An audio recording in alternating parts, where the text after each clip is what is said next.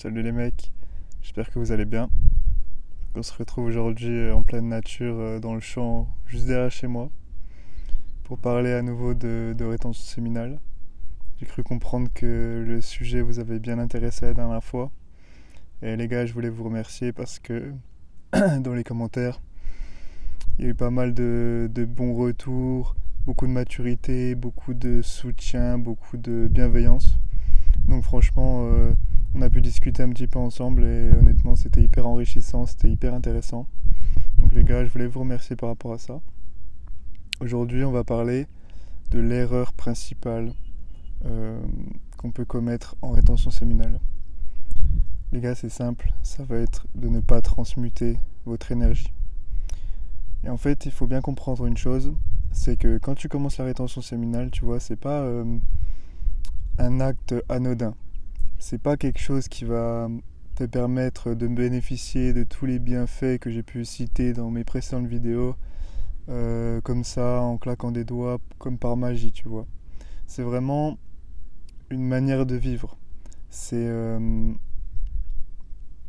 comment dire. En fait, tu dois adapter ton quotidien quand tu passes en rétention séminale et tu ne peux pas garder ta même routine, garder le même train de vie. C'est pas possible parce que sinon tu vas tout simplement pas réussir et je vais t'expliquer pourquoi. Juste les gars, désolé, il y a un petit peu de vent donc j'espère que le son il sera pas horrible. Donc les gars, tout simplement, quand vous êtes en rétention, en fait, vous allez avoir au fur et à mesure des jours, plus ou moins rapidement selon les personnes, un surplus d'énergie qui correspond tout simplement à votre énergie sexuelle que vous allez tout simplement maintenir dans votre corps. Et donc vous allez avoir un regain d'énergie assez notoire. Vous allez avoir plus tu vois, de punch, plus d'envie de faire telle ou telle chose, plus de, plus de drive en fait dans votre vie. Et l'erreur les gars, c'est de ne pas utiliser cette énergie à bon escient. En fait, si vous avez un surplus d'énergie, si vous avez davantage d'énergie, vous ne pouvez pas agir comme avant, quand vous aviez peu d'énergie, quand vous étiez léthargique, quand vous n'aviez pas de clarté mentale, ce genre de choses. Parce qu'en fait, si vous faites ça, vous allez créer des blocages énergétiques. En fait, votre énergie, elle va stagner en vous. Et ça va apporter plein de désagréments qui peuvent être plus ou moins dérangeants, très honnêtement. En fait, si l'énergie, elle stagne, donc notamment au niveau de votre bas-ventre, au niveau des parties génitales, au niveau voilà, du pelvis, du périnée, au niveau des chakras, donc racines, sacrées. J'ai pas encore beaucoup parlé de chakras sur ma chaîne. Mais en fait, pour la faire simple, on a 7 principaux chakras, donc, qui sont les centres énergétiques du corps, là où il y a une grande puissance énergétique en fait. Et après, il y a énormément de méridiens dans le corps qui vont faire circuler l'énergie. Et en fait, la circulation de l'énergie dans le corps, c'est vraiment ultra important pour être littéralement en bonne santé, pour se sentir bien, vous voyez. Et si vous avez des blocages énergétiques, notamment au niveau du chakra, donc racine, qui prend en compte les parties génitales, et au niveau du chakra sacré, qui prend également en compte tout ce qui va être sexualité, ce genre de choses, voilà, vous allez pouvoir expérimenter, si vous ne transmutez pas votre énergie, des blocages dans ces zones qui vont s'apparenter à des problèmes comme des constipations, une libido beaucoup trop excessive ou alors une perte complète de libido, des couilles bleues, euh, des problèmes de digestion, quels qu'ils soient, des problèmes d'ancrage. Vous allez avoir éventuellement peut-être la tête dans les nuages tout le temps, tu vois. Ou alors des problèmes, je sais pas, d'hyperactivité, Voilà, vous n'allez pas tenir en place en fait. Et ça, c'est parce que vous ne transmutez pas votre énergie. Et en fait, tous ces désagréments, ils vont faire en sorte que vous allez, à un moment ou à un autre, relapse. Vous allez pas réussir à tenir la rétention parce que vous allez accumuler euh, une telle frustration, une telle colère, une telle... En fait, si vous évacuez pas votre surplus d'énergie, vous allez être une bombe à retardement et vous allez littéralement exploser les gars. Et d'ailleurs, ça m'a fait rire parce que dans les commentaires de la précédente vidéo, il y en a certains qui m'ont dit Ouais, tu dis que tu as un regain d'énergie, que tu pètes la forme et tout, mais quand tu parles doucement et tout, on dirait que t'es HS, on dirait que t'es KO. Mais les gars, il faut bien discerner l'énergie. En fait, l'énergie, c'est pas avoir de l'énergie, c'est pas sauter partout, être hyperactif, parler à toute vitesse, parler à toute allure. Non, tu vois, il y a plusieurs types d'énergie. Il va y avoir l'énergie sexuelle, l'énergie créatrice, l'énergie physique, l'énergie mentale.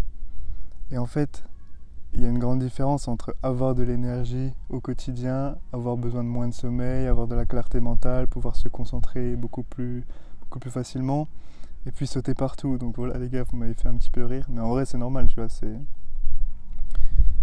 des questions qui peuvent être totalement légitimes, donc ça me fait plaisir de répondre à ce genre d'interrogation. Et derrière, voilà les gars, pour transmuter votre énergie, ça va être très simple en vérité, il n'y a pas 36 solutions. Il va falloir ajouter dans votre routine, dans votre journée, tout simplement des activités qui vont vous permettre d'extérioriser, de faire circuler cette énergie tout simplement, tu vois. Et pas pour ces activités, il y en a qui sont indispensables selon moi en rétention. Ça va être tout ce qui va être la méditation, les gars. Ça va vous permettre de faire circuler cette énergie justement, tu vois. Et vous n'avez pas besoin de méditer, de devenir des bouddhas ou je ne sais quoi, hein. Vous pouvez méditer un petit peu le matin, un petit peu le soir. Ça va vous permettre de réduire votre stress en plus. Vous allez pouvoir un petit peu apprendre à devenir plus conscient, à conscientiser votre respiration, respirer par le nez, calmement. Voilà, tout simplement réduire le stress. Tout ça, ça va être des facteurs qui vont vous permettre de bien vivre votre rétention tout simplement. Derrière, évidemment, le sport, ça vous permet d'extérioriser la boxe, les sports de combat, la muscu, les sports intenses, les sprints, peu importe, la danse, ça peut être extraordinaire pour faire circuler l'énergie, même le yoga, peu importe ce que vous voulez, tu vois, mais une activité, voilà, qui... En plus, en fait, tout simplement, ou alors, je sais pas, faites ce que vous faites déjà, mais de manière un peu plus intense, par exemple. Vous pouvez essayer de devenir le meilleur dans vos études, devenir le meilleur dans votre travail, vous développer en tant que personne, mettre votre énergie dans la création, le dessin, créer une chaîne YouTube et éventuellement on pourrait devenir collègue. Et ouais, voilà, ça peut être tout n'importe quoi en fait, vous pouvez même voyager. Mais en tout cas les gars, il faut remplir vos journées de sorte à ce que vous soyez vraiment fatigué le soir et que vous ayez utilisé cette énergie pour tout simplement permettre de fructifier cette rétention séminale et évacuer cette frustration et pouvoir vous devenir meilleur parce que le but de la rétention les gars c'est de devenir meilleur, de s'éveiller, de s'élever spirituellement, mentalement, en tout point, devenir plus masculin. En tout cas les gars, voilà, si vous voulez vous lancer dans la rétention, faites-le correctement et ouvrez-vous à plein de choses, devenez multidisciplinaire. Je sais pas si ça se dit, mais vous m'avez compris, pluridisciplinaire. Devenez curieux. Franchement, c'est ça la vie au final, tu vois. Toucher un peu à tout, devenir polyvalent, ça va vous faire rencontrer des gens, ça va vous faire expérimenter plein de choses. Et c'est pour ça que je trouve que la rétention c'est extraordinaire. C'est pas... tu vois, ça t'ouvre plein de portes en fait. C'est pas une secte ou je sais quoi. Voilà, tu vois. En tout cas, c'est pas la vision que j'en ai. Et je pense que c'est une période dans la vie qui te permet de t'améliorer. Mais voilà, personnellement, tu vois, je pense pas que la rétention ce soit non plus magique.